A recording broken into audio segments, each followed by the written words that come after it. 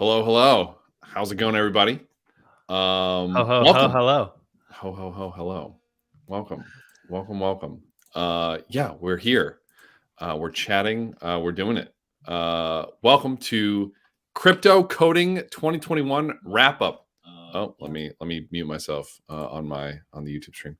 Where we're going to be talking about a whole bunch of stuff here. We're going to be talking about what happened this year, developer wise. We got our Santa hats on. Well, Andy and I do. We forgot to tell Nader. Apologies, Nader. But we're talking about the year. We're wrapping up the year here. We're wrapping up the year. What happened for the engineers in this space? What were the cool things that happened? And really, whatever we want to talk about. We're being pretty lax here. I know I mentioned that we might have whiskey at some point, but I just have lemonade. So maybe that's good. I think Nader has coffee. I might spend some time stringing some extra Christmas lights, working out this Santa hat situation. I also have, maybe this is for another day because this is kind of a disaster, but I have a whole beard situation set up. So I might need to wait a little bit on that. But hey, everybody, I'm here to hang out and have fun. Excellent. And and we're here with Nader. Welcome to the stream, Nader. How are you today? What's up? I'm good. I'm just kind of wrapping up my year. We were just talking about how we're kind of getting close to the break. I think a lot of people are looking forward to that. So I've had a long, great year, but I'm also looking forward to taking a couple of weeks off. So kind of just preparing for that, Absolutely. 100%. And I see a couple people in the chat. Hey, Noah, how's it going? Welcome to the stream. Welcome to the chat here.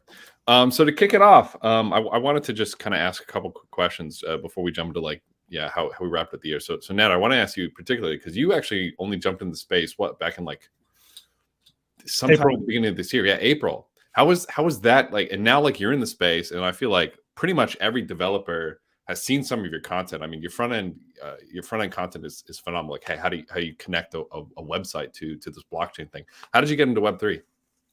Yeah, so I got into it in April, like I mentioned. It was kind of like by accident almost. At the beginning of the year, I started just diving into the Graph protocol, and that really opened my eyes to all of the different Web3 protocols that were like kind of web infrastructure protocols, which is the only thing that really got my attention as far as my curiosity is concerned, because I've been kind of dabbling in crypto for like 5 or 6 years or so.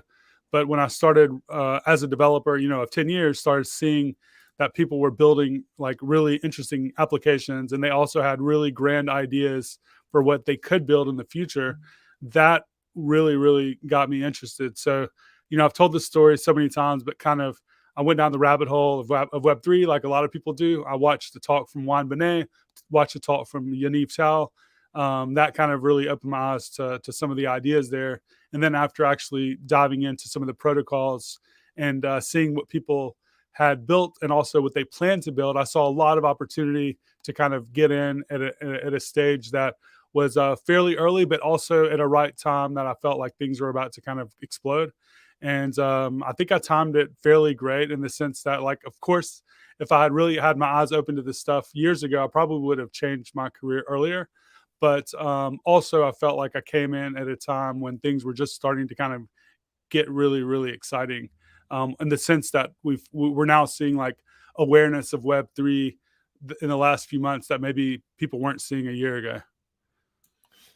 I think about this all the time. I'm like, are we still too early? Did we miss the ride? But then I'm like, nobody if I go talk to my sister, I'm like, hey, have you heard of DeFi? She's gonna be like, what are you talking about? To me, that's like, oh, okay, yeah, we're still a little bit early.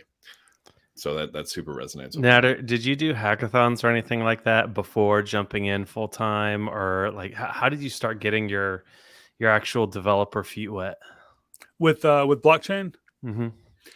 No, I didn't do any hackathons. I had been using GraphQL professionally for 4 years, and the Graph protocol used GraphQL. So I built a subgraph, and also, during my interview, I was, with the Graph protocol, which is where I ended up working with Edge and Node. I kind of was like, hey, I really am interested in this stuff, but I know nothing about it. Will you still consider hiring me? And they were like, yes, here, go. These are the things you should go learn. So I started down the EVM path, Ethereum Virtual Machine, and also as a front end full stack developer, I was like, how do I actually build a full stack application? And really at the time, believe it or not, I just felt like there wasn't really a lot of solid educational material out there for people like me, at least. And I feel like that it's not that like that today. I feel like over the last 7 or 8 months, we've just seen an absolute explosion of educational material. Like we have Build Space, we have really great tutorials out there. You see Hashnode with a lot of Web3 content there, just everywhere. I can't even really go into all the different places. I could probably name a dozen like high quality resources today that weren't there. So while I was trying to find a resource like that, I decided that there wasn't one at the time for me, and I was like, let me build that thing for my future self. And I feel like this is going to provide a really great amount of value to someone else like me that might be interested in learning all this stuff. And I was coming from 10 years of talking about AWS and React Native and React and GraphQL.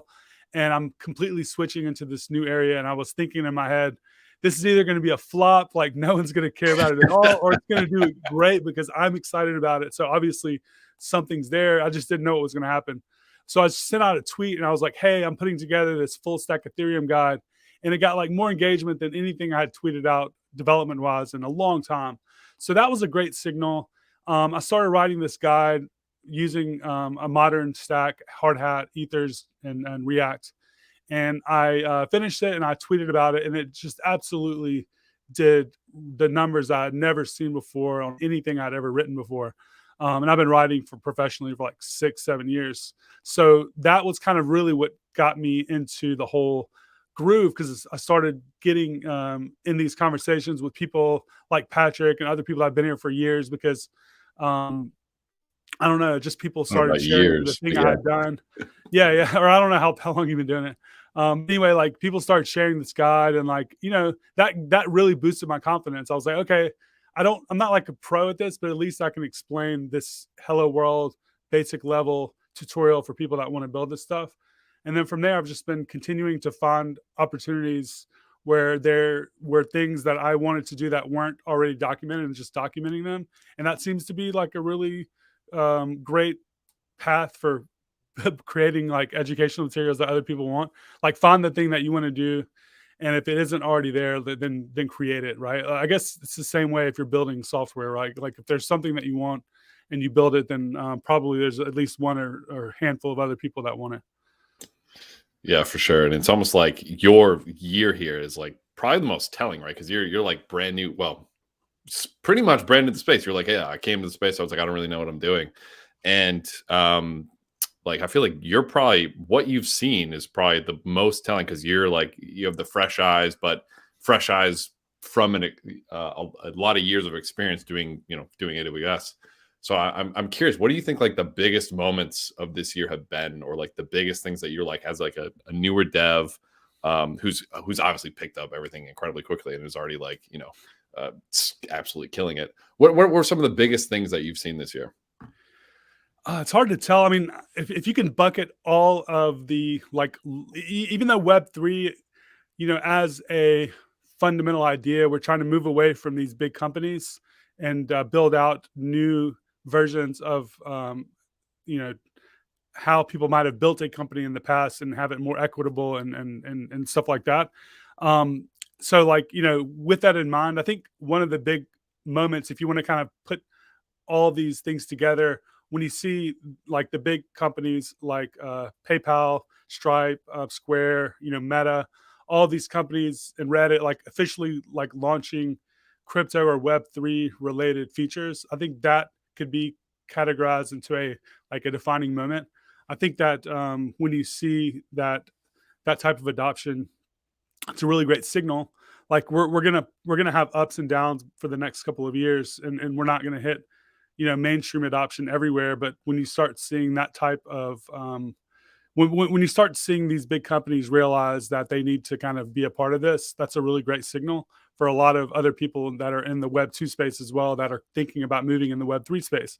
So I know a few people that are going to be announcing new roles in Web 3 in the next couple of weeks that are going to surprise a lot of people because they're just like these, I don't know, household names almost of like people that you never, and they're also maybe the type of people that you wouldn't have expected to kind of like move over into the space. So when you see when you see big companies and you see big name developers or people with reputations that are founders, like building stuff in this space, like Justin Kahn today, I think announced he's doing something like those are like the defining moments for me.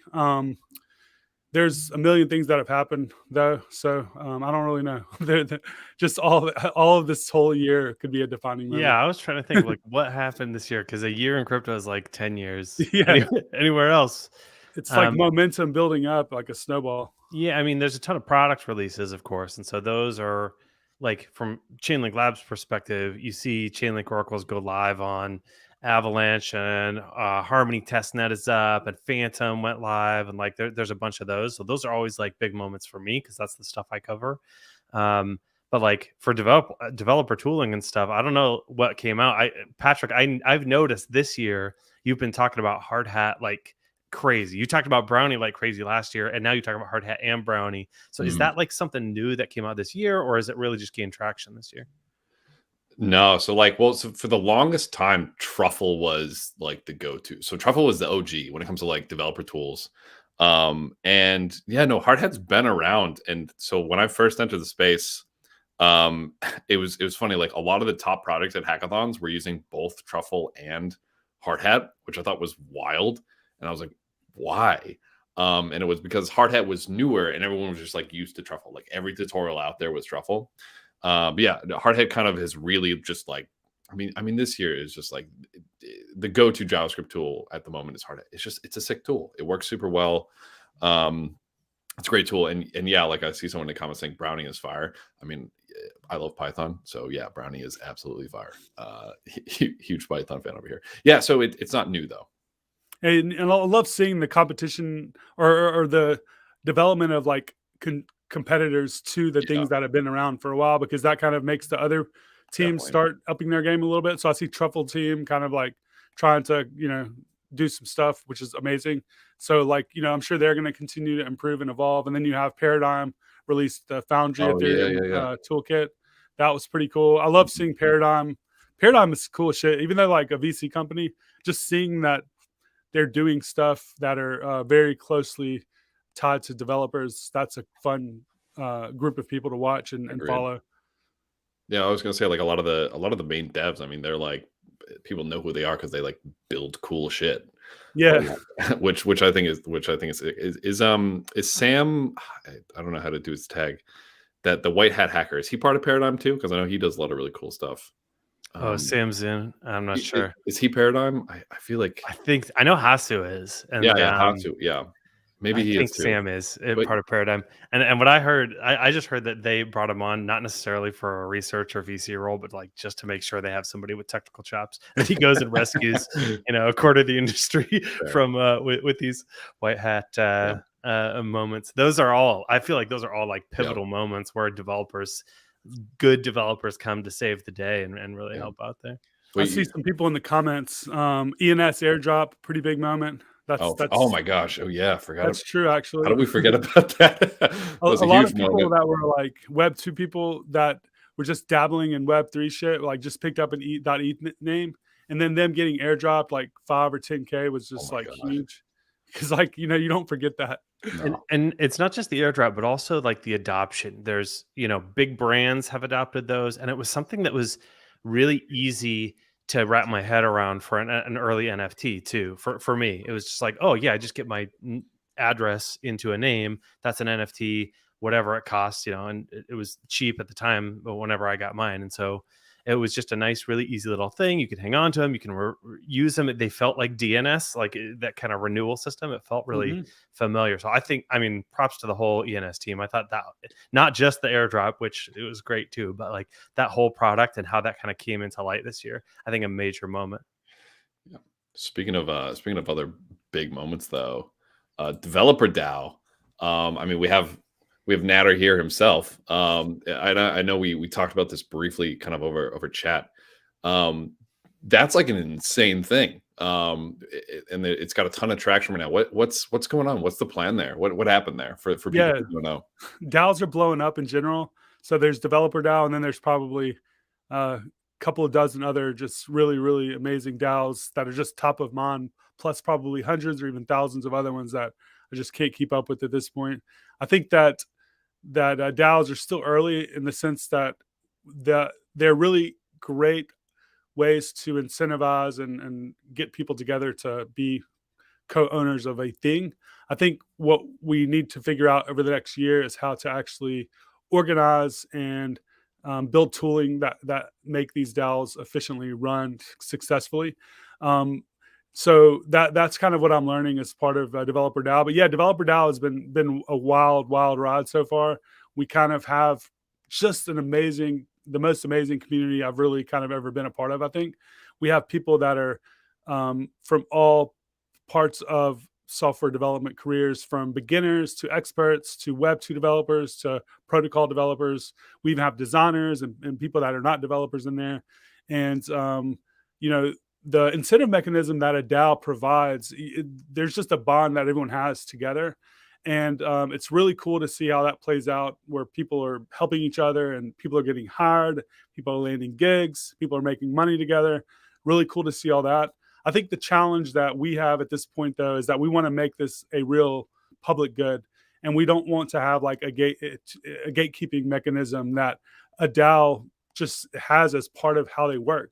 So, like, how do you solve that? And I think that that's really the big top of mind for me, because we are creating public goods in the sense that we are just following our Twitter account alone, I think provides a lot of value, because you're getting a constant stream of really high quality educational material for Web3 developers.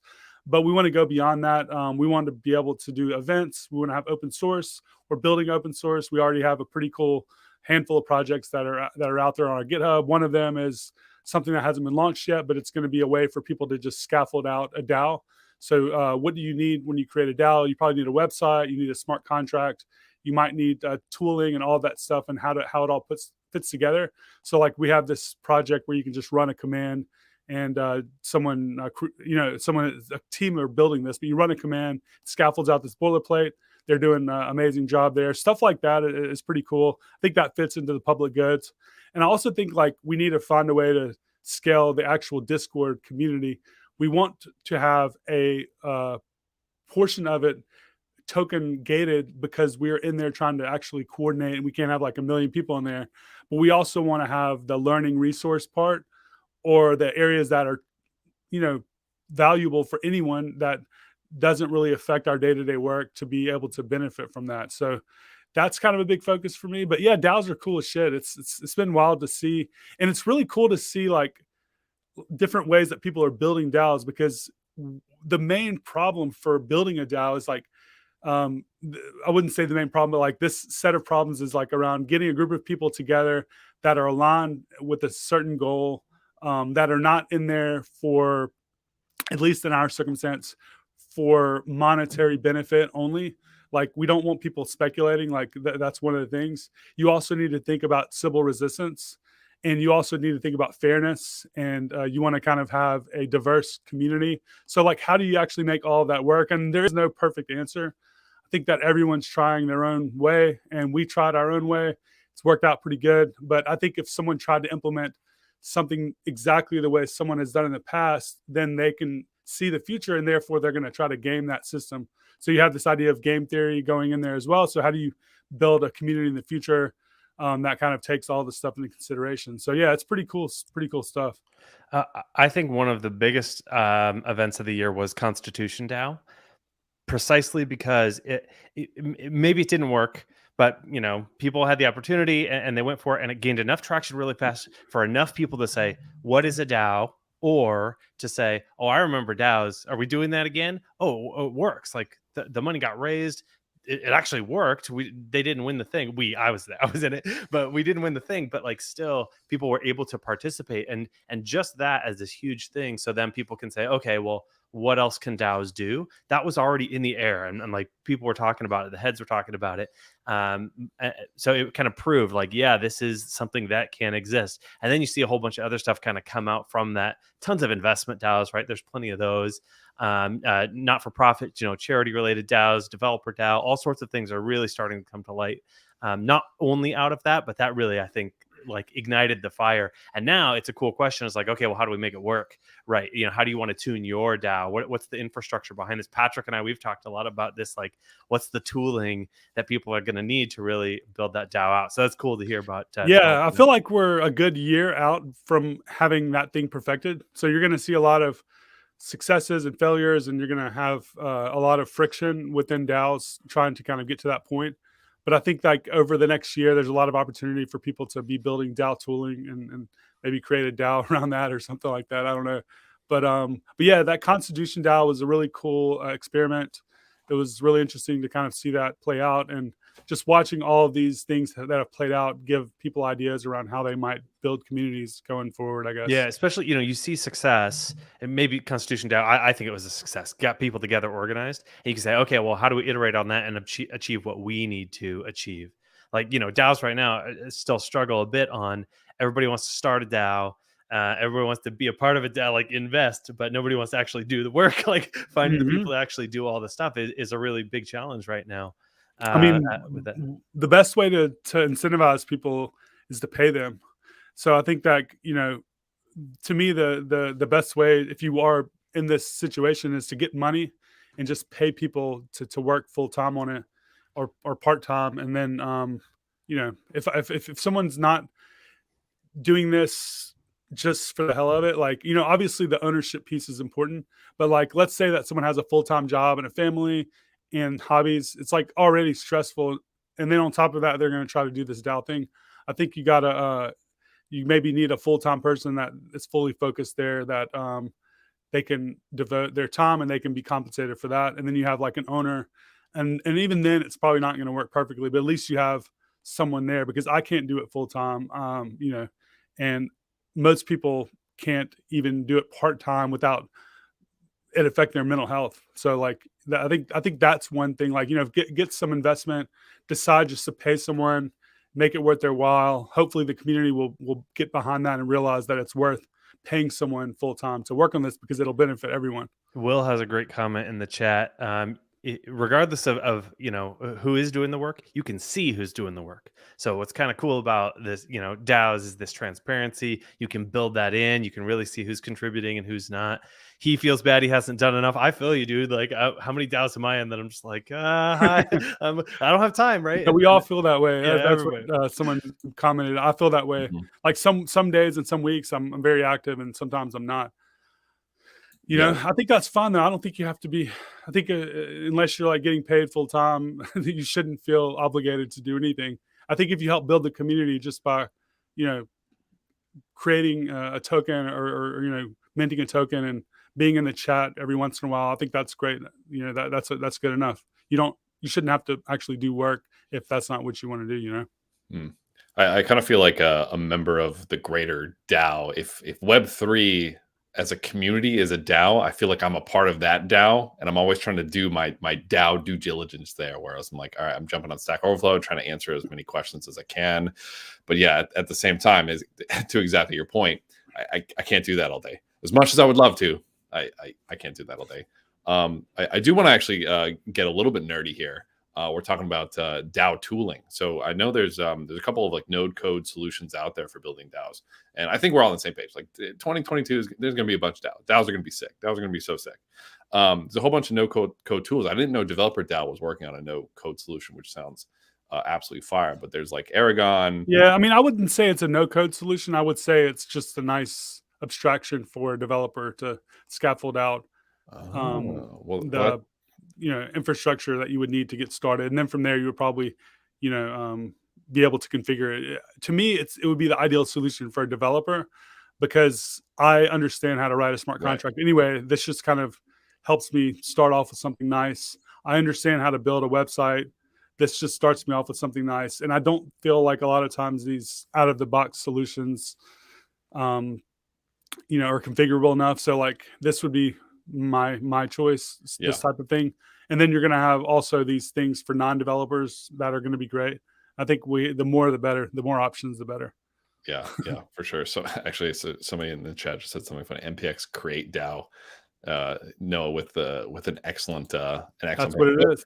But yeah, I mean that makes a lot of sense. I mean, developer DAO making a scaffolding for developers. That I probably should have got that in the first place.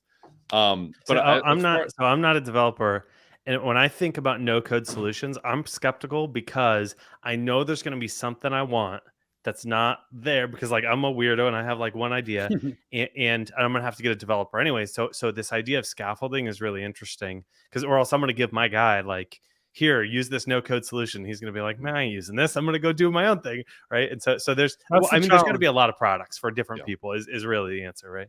Yeah. I think as an engineer, I mean, maybe we're just biased, Nader, because we're engineers. Like I the scaffold idea to me is like great. Like I want to copy paste some code and start my DAO there. And that's I don't want to use the no code solution because I feel like I don't, we're not going to have the control that we need, especially for something like a DAO where there's a good chance you might want to do like upgradable contracts, you might want to do proxies, you might want to do all this weird custom stuff that might not be as easy to use as it could be. Right, like my first and somebody in the comments said, "Yeah, let's get nerdy." So I'm going to get a little nerdy. My first inclination is like, okay, what does Open Zeppelin have? Okay, what do they have? And they have a whole bunch of Governor Bravo, basically compound governance like contracts. Like literally, you can copy paste and you can go. And for those of you who went to the Chainlink hackathon, we did a demo on those as well. So definitely go check that out. We did kind of like a DAO mix with, I know it was in Brownie, but you can take the contracts and you can do them in Hardhead as well. But a lot of these DAO things I think are especially interesting because we have all these token solutions, right? That the Open Zeppelin Governor Bravo is based off the token implementation, right? However, and this is where I'm really excited to hear what we all think here. We've also seen Vitalik put out a whole bunch of blogs this year. I think he put out 3 or 4 blogs this year saying, hey, token governance is cool, but it's not like the only way. So I'm kind of curious if either one of you has any thoughts on like any of that. Like, all right, token governance, like DAOs are sick, but like, like Sybil resistance is hard. Buying votes is weird. Oh man! But there's all these sick tools at the same time that make it easy to do exactly that. Like, yeah, what do we think? I think it's kind of like a journey, not a destination. I don't think you're going to get to a point one day where we're like, okay, this is the perfect way for governance. Like, I really don't think we'll ever get there. I think we're always going to be on this path to what we can improve on from what we have today. And today, like, we have a certain set of capabilities and we have precedents that we can kind of like fall back on and try to improve from those. And then a year from now, we'll have better, options than we have today based on other precedents and our lessons learned. And then a year from there, it'll get better. And I don't think we're ever going to kind of like reach a point where we have perfect governance. I think that's more of like a journey where we improve on what we have today.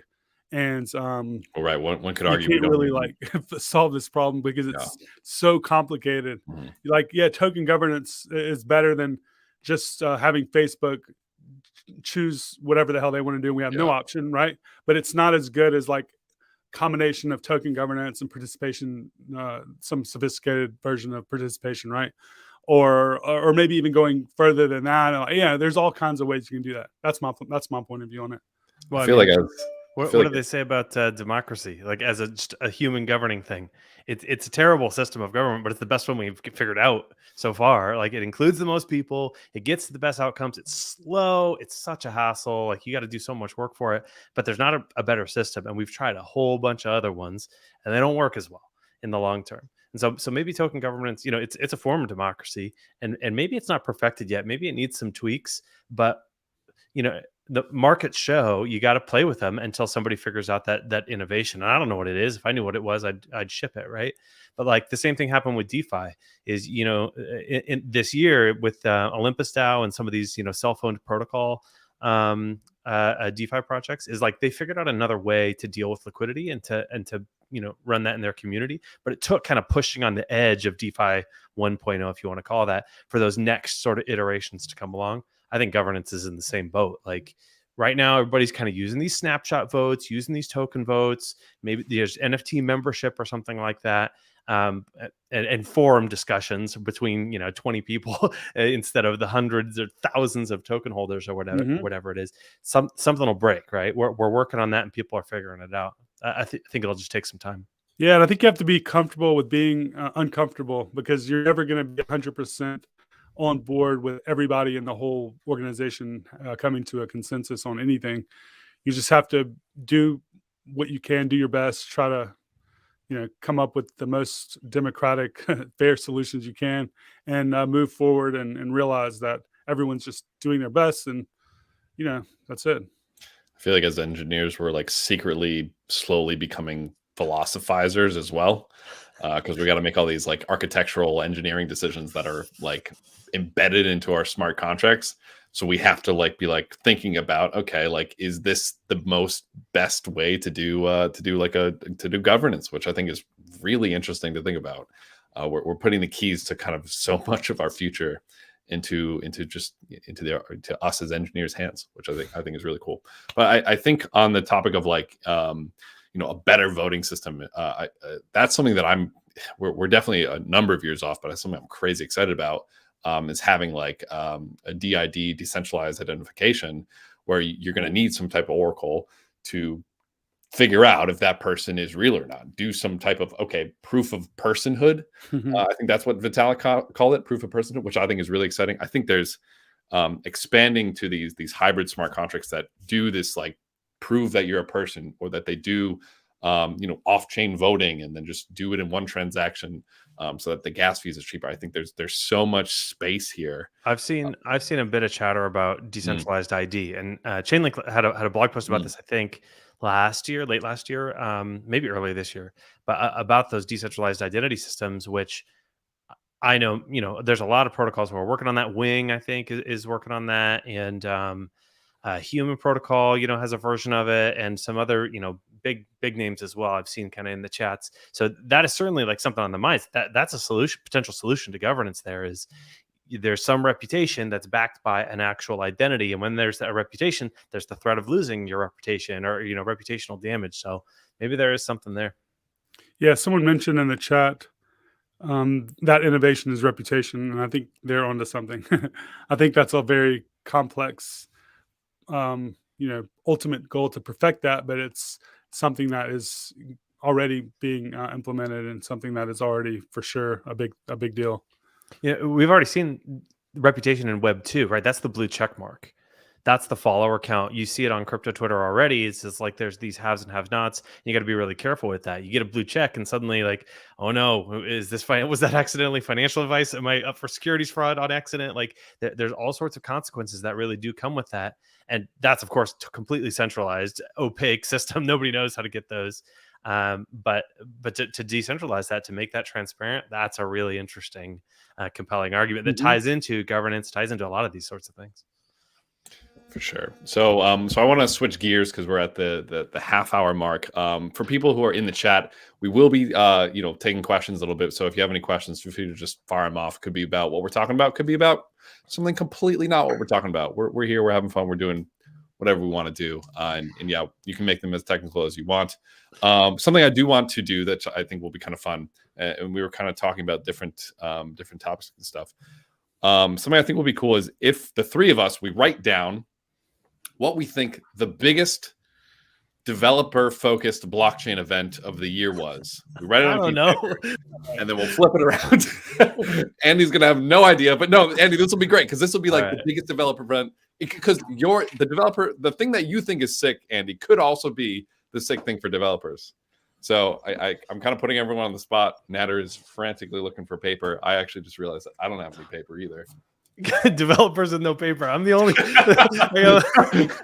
marketing guy's got one. Yeah, right. I have a check from the IRS that I'm going to use. Yeah, make sure you show it on the front. Give us your social.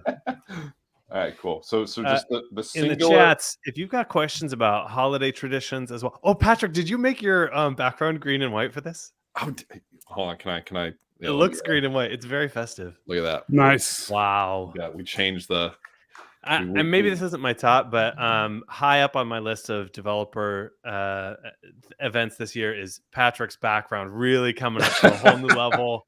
The frog is amazing. I need more stuff here. Like I feel like I don't have enough stuff. I just go to the zoomed in one. I got one lame string of Christmas lights back here. I think I'm gonna make I'm gonna have to compete with him. Let's see. Nader's over here ordering There we Christmas go. lights as Oh, we he's speak. got a Christmas- He's got it. Oh, Oh man. wait, can we zoom into that? Hold on, can I? I don't know how to change the layouts here. Oh, Nice. Yeah, flip him over there. there it That is. looks Yep. good. That's fantastic. We're all hot. Is this the best angle? Like this, like vertical. Now we're Yeah, just. I mean, Yeah. either that or this split one. Either one. I kind of like this. I think I like. I feel like this. it's not so zoomed in on my Yeah, face. it feels less like claustrophobic almost.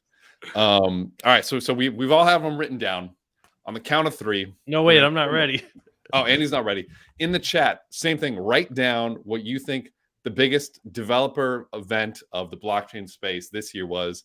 I'm going to stop looking at the chat for a little minute because I don't want to see before we reveal. But yeah, if you're listening, write it down. Andy, are you ready? I'm ready. Nat, are you ready? Mhm. All right. On the count of 3, we're going to flip it up. 1, 2, 3. Wow, we Can't- all have different. We have completely see yours, different- Patrick. Completely different. Wait. So let's talk about the. So wait, Andy, you picked CCIP. That's not even out yet. Here's my real one. Oh.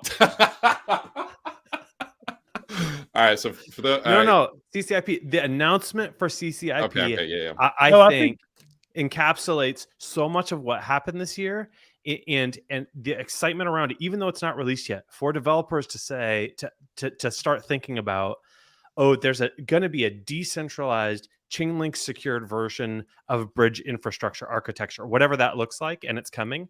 Like that's just huge. That means like, okay, I can build on L2s, I can build on other L1s because there's bridge mechanisms that are coming. We're going to be able to do this in a secure way.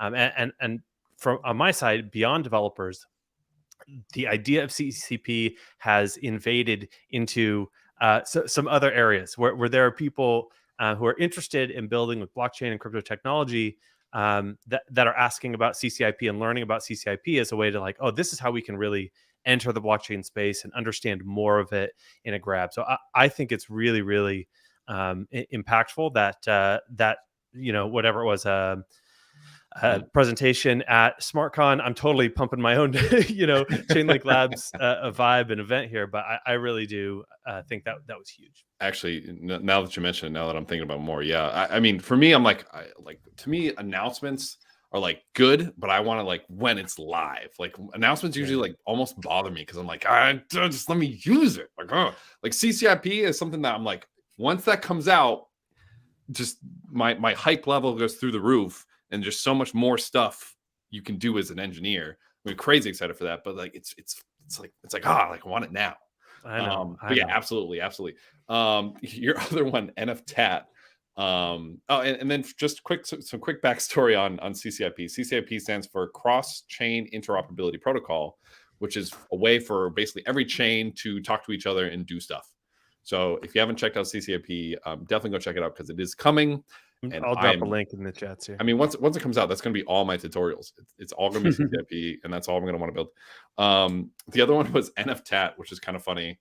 I do kind of want to just really briefly talk about that. NFTat, I made a really silly DAO where I said I would get whatever tattoo the DAO told me to get, and that's what happened. And now I have it. I turned like a tattoo into an NFT, and I got the tattoo, and now I have this horrible monstrosity on the back of my leg. That's awesome. Like weird amalgamation of colors. But Nader, so you put ETHCC was the biggest. Yeah. So I thought when you said event, I thought you meant like a conference or something. All right. A little miscommunication. All right, fair enough.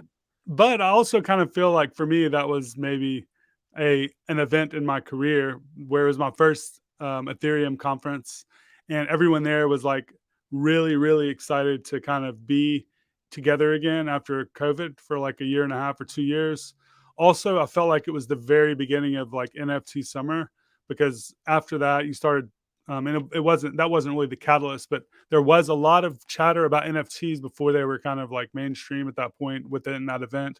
On my way home from ETHCC, I bought a couple of NFTs for the first time, and that kind of got me into it. But yeah, ETHCC is the Ethereum community conference in Paris, and my first Ethereum conference that I went to. Didn't know anybody, but I had probably one of the best times I've ever been. And yeah, DEF CON, someone mentioned. I'm looking forward to that. So too. I Yeah. didn't go to ETHCC, but I absolutely agree with you because like COVID restrictions were just ending. People were desperate to get together, and like after this year and a half of building, and then before that, a bear market of building, and so people were really desperate to get together. And so as a landmark event of like that, I had such major FOMO. They're just not being there Yeah, with tickets people were and just like interacting. impossible to get, and Mhm. there were literally probably hundreds of people that were in Paris that didn't have tickets, that were just there hanging out outside the conference and like doing side Gosh. events. It was pretty wild. And you talk about DAOs and community, that's part of it. Is like this. We hang out, we talk about our experience with Web3. We've got the comment section blowing up and all this. That's part of it. And so these live events, you can't do them all the time. You'll get a burnout. But those are really important. As one of the key ones this year, I absolutely agree. Yeah, I definitely FOMO'd on that one. However, I'm going to ETH Denver in February, and I am crazy stoked for that one. Andy, you too? Okay. Now, are you going to ETH Denver? I don't know yet. Don't have it on my calendar, but it is one of the ones that a lot of people from my team are going to. I don't have any plans to speak there or anything. Maybe I'll go and hang out. Are you going there to speak, or are you going there just to hang out? I was going to go regardless, but now that I'm going, I'm probably going to speak at some point. But yeah, ETH Denver was actually where I learned Solidity like Oh 2 years wow. ago, or 2 years ago. When did I go there? Like something like 2 years ago. Yeah. So there's a little bit of that, like, wow, this was my foray into Web3, into blockchain, which is kind It's of cool. wild how ETH Denver is such a spot for innovation I and think stuff happening. Of all I think places, that all the Denver. time. Yeah, like why Yeah. Denver? It's such, yeah, like They got a couple of guys who organize the conference who are just innovators and weirdos and entrepreneurs that go for it and are mhm. successful. And so like Oh John yeah. Powler's I was one, gonna and say John is a beast. and Yeah. and OG's there. So I mean, that's one of the reasons I'm really looking forward to it. Is there's some people who are really invested in community and Mhm. Ethereum community and building. DAOs, right? The Gitcoin crew is there as well. Mhm. So Oh okay. it's a different vibe than some of the corporate ones. There's time and Mhm. place for both. I like both for different reasons, but that's one of the reasons I'm really excited about it, to meet some of those. Like I'm in DAOs with so many of these people that I Yeah. haven't met. So let's go do it. I guess it's Denver. All right. So so I put L2 for my biggest event. Although I really wanted to put Solidity 0.8 being launched, but I feel like people would have been like, "Ah, that's kind of lame. That's like whatever." But I do think Solidity 0.8 was massive because the removal of safe math just like makes it so much easier to not mess up Solidity. Yeah, Uh, that was something I think was out when I first started learning it back in mm, April. It was already released, right?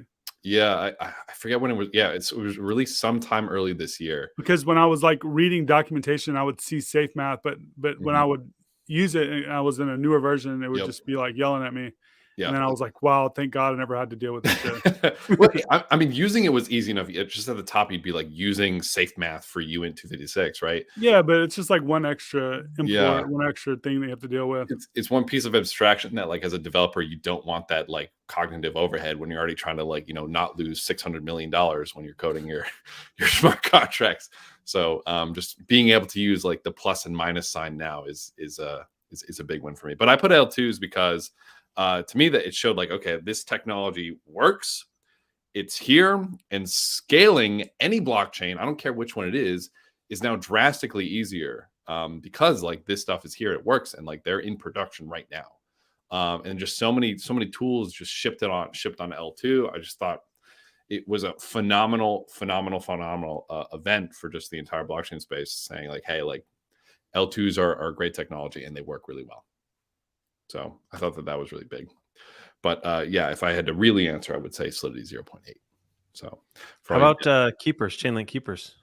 oh, oh my goodness. All That's right. been big for me. I take it back. I take it back. Chainlink keeper. I'm on that. For people who don't know, I'm not a developer. I'm on like the marketing side, the content side, and so I talk to a lot of teams who integrate Chainlink services or products or oracles or whatever it is, and just how they're using them. And so I'm intimate with the Chainlink stack, if you will. And keepers to me are, I don't think we've seen how they're going to blow up yet, and the way that people are using them. I think they're being used in some interesting ways, but in the next year or two, I'm really excited to see 2022 some of the use cases that come out there. Look, event based execution has been like a problem in this space forever because it's so hard to do it in a decentralized way. And Chainlink keepers are just like, oh, here you go. Interesting. And now, like any time stuff. Have you checked out Chainlink keepers, Nader? No, I have not. I'll get a link. Yeah, hit him with the link. Yeah, hit him with the link. It's so sick because you can just start like you can do stuff that before you would have had to like do some weird like incentive. So like liquidations, for example, like you just incentivize people to liquidate pools by saying, hey, you get a percentage fee every time you liquidate, right? Which is really good to keep the platform solvent.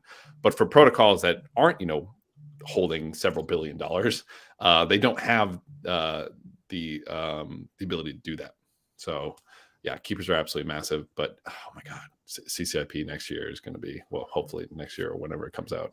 Man, I put this link in wrong. No, it'll still work. All right, it'll still work. Yeah, it just has like what is it, the attributes? It just looks bad in the chat, but the link there is right. Yo, Patrick, you said earlier there was a tutorial from the hackathon on DAO setup and stuff. Yes, do you remember what that was called? I'm trying to find it. I think I call it Chainlink code along. I call most of the things that are like code along DAO. Code along DAO. Okay, oh yeah, I got it. All right, I'm gonna drop this link in here too. Oh yeah, for sure. Yeah, if you want to build a DAO, definitely check out that Chainlink code along. Also, one of the winners of the Chainlink hackathon, they came out with a using Chainlink VRF, a more Sybil resistant quadratic voting mechanism smart contract that I'm like trying to make a tutorial for next year, and I'm crazy excited about it. And there's some people who are working on like some gasless, Governor C, thank you, Chillas, some gasless transactions using Chainlink oracles so that you can do your voting essentially for free without having to spend gas with your. I'm just like, I'm freaking out. Gonna be a big year for the nerds. Gonna be a big year for the nerds next year. Do we have the winners announced yet? Yeah, they were announced on Friday. Oh, the blog isn't out yet. The blog is out sometime this week. Blog's still being worked on. All right, I'm just gonna read the blog. Yeah, when it comes out.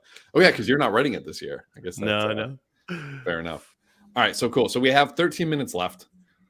If there's anybody in the chat who has questions about anything, it could be crypto-y, it could be blockchain-y, holidays. I'm happy to discuss holiday recipes. Andy's happy to discuss his wonderful fruitcake or whatever he's making for holidays. No, man. No, not. I might do it. Actually, I might do something like a fruitcake this year. We've been watching Great British Bake Off, so I'm like all excited about all sorts of stuff that I don't usually have. Yeah.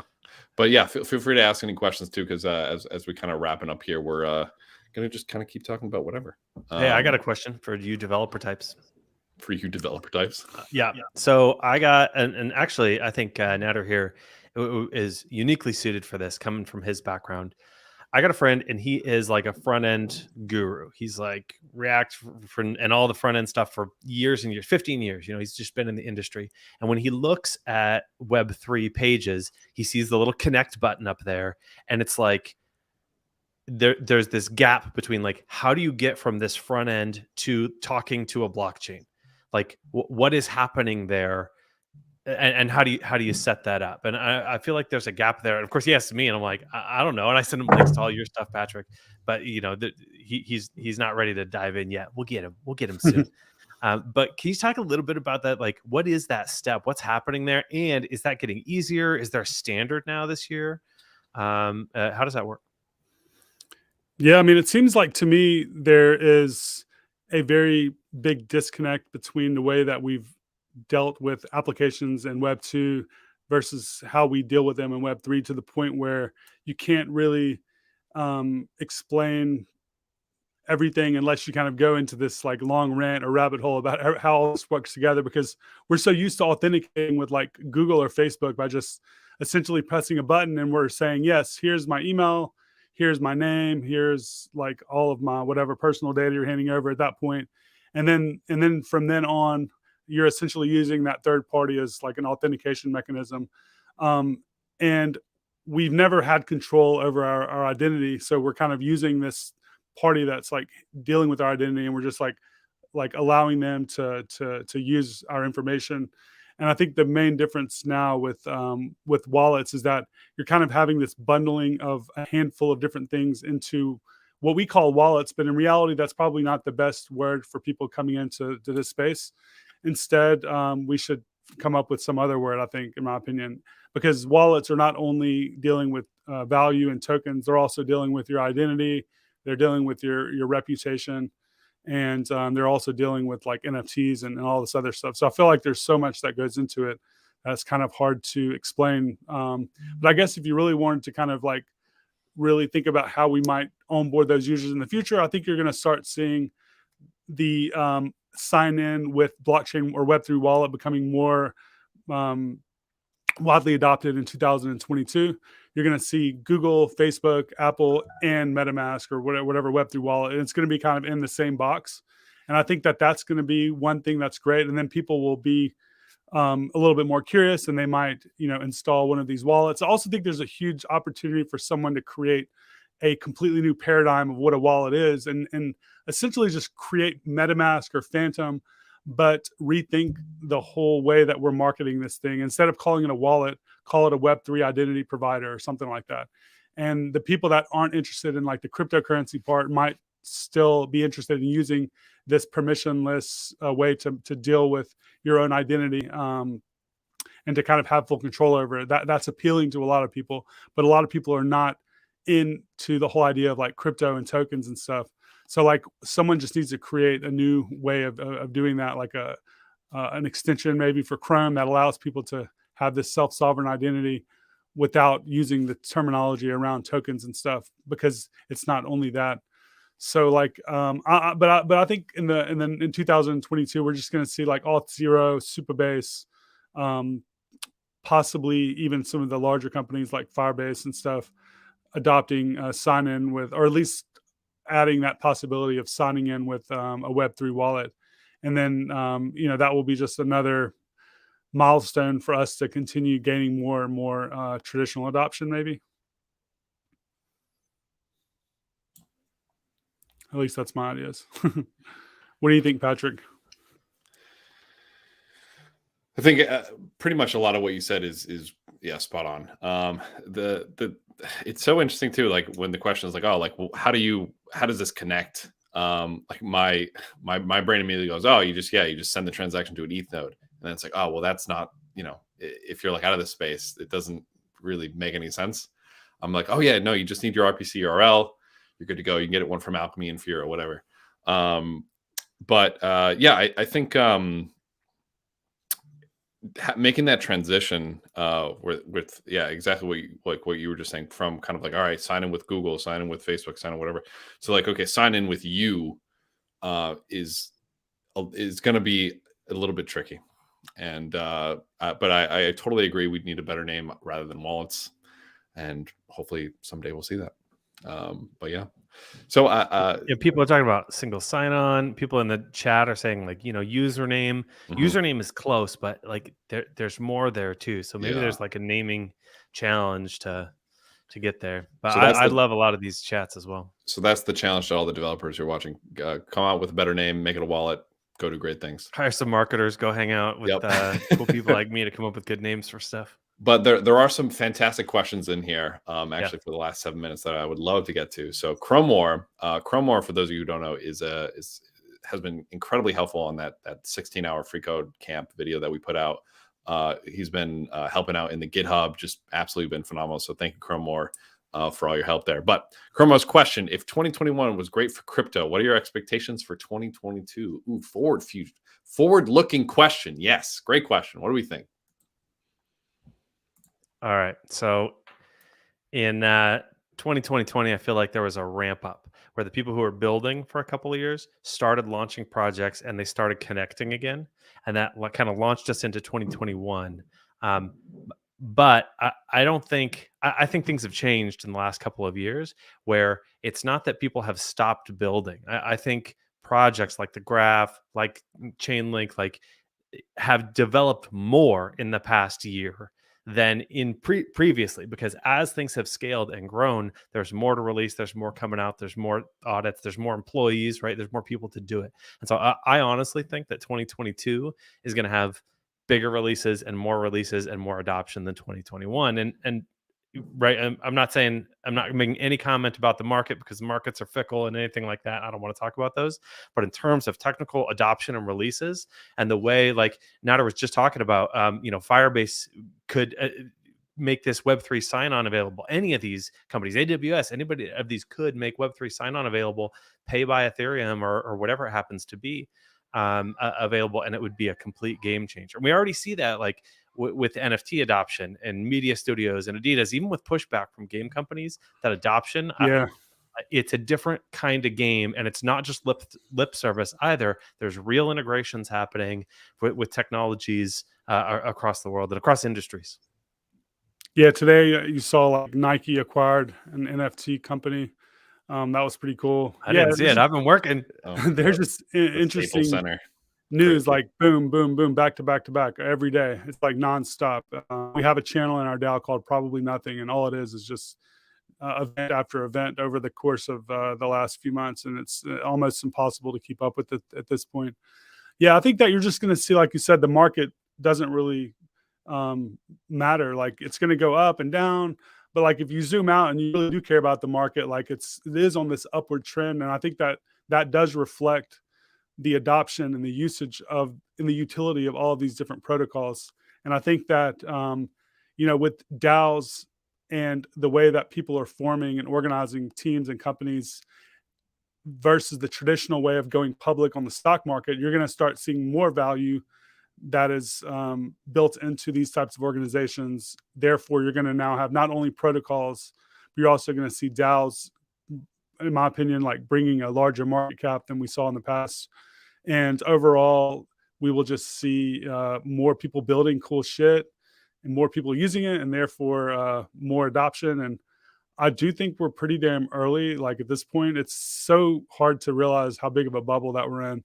But like, I just feel like we have probably 50x or 100x growth from where we are today, from what we will ultimately see once all of these ideas are fleshed out and we're actually using them on a day-to-day basis in all of our things.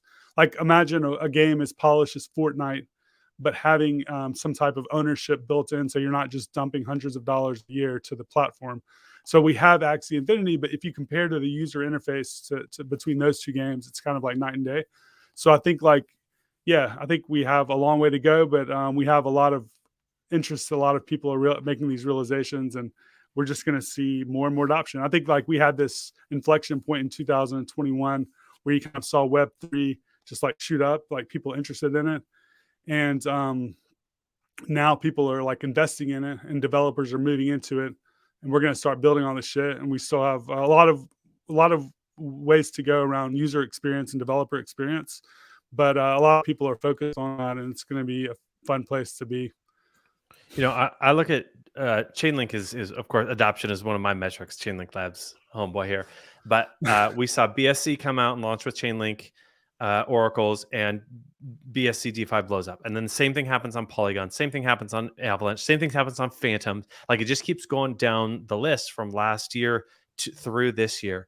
And what's really interesting to me about that is DeFi is not like the most hot topic anymore. People are talking metaverse and NFTs and stuff, but DeFi volume is still growing on all of these chains. It's not like it dropped on one and went to another. Some of that happens, but like when a TVL pumps on BSC, it stays there and hangs out, and then more goes to another chain, and they keep growing. And so we keep seeing, right? Of course, I see Chainlink oracles adopted, TVL go crazy, and DeFi keeps growing from whatever it was early last year, a billion, or what I think it was less than that actually, to this year where we're in, 100 billion, these crazy amounts. And then I go and see the list of blockchains that want to integrate Chainlink price feeds and that are trying to get that done. And I look at 2022, like, I don't see any change, right? It's the same thing. Like more blockchains are going to integrate Chainlink, more DeFi is going to happen. And that's just on the DeFi front that's getting but a lot less press than it did in 2020 at least. And so I can't help but see exactly what Nader just said. More adoption, more people building more cool shit. Sounds like we're all basically on the same page. More cool shit very soon. Follow the developers. What's that? Follow the builders, follow the developers, follow the builders, follow the curious people, the people that are not bitter to learning new things, that are curious. Mhm. Those are the people you want to be around. New shit incoming very soon. So we have maybe 20 seconds left. There are some fantastic questions in the chat. I encourage you all to reach out to any of us on Twitter. I'm at Patrick Alpha C. Nader is at Dabit3, I believe. And Andy is, I probably should just post these as opposed to saying them. It's all right. I'm at Andy Boyne. Y'all can find me. Probably more efficient. I'm Yeah, on for- this YouTube all the time. Yeah, on YouTube all the time. Yeah, are there any closing thoughts from anybody here? Nader, what you got, man? He's shaking his head. He's like, I I would said say- it all. Yeah, Cool yeah. shit. I mean, I hope everyone, worked hard and all that this year, but I also hope that everyone's able to take some time off and balance that mental health a little bit, especially with the holidays coming around. Regardless if you're religious or not religious, or this falls into that religion thing or not. But for me, I'm taking off 2 weeks. Not going to really open my computer that much, and just looking forward to doing that. So, Same Hey, thing. man, I'm really glad you came on. It was awesome to meet you. yeah, it was nice to meet you as well. Thank you for having me. Well, thank you all so much for being here. Yeah, I forgot you guys hadn't met before. Thank you all so much for being here. Tomorrow, we're going to be doing the exact same thing, 4 p.m. We're going to be on with Alex Rohn, one of the engineers from Chainlink Core, which will be incredibly exciting. He was one of the developers behind the compound integration, which is something like $10 billion, probably nothing. But with that, have a fantastic rest of your day. Have a fantastic rest of the week. Bye. all. Ho, ho, ho. Merry debugging. Bye, everyone. Thank you. Ho, ho, ho.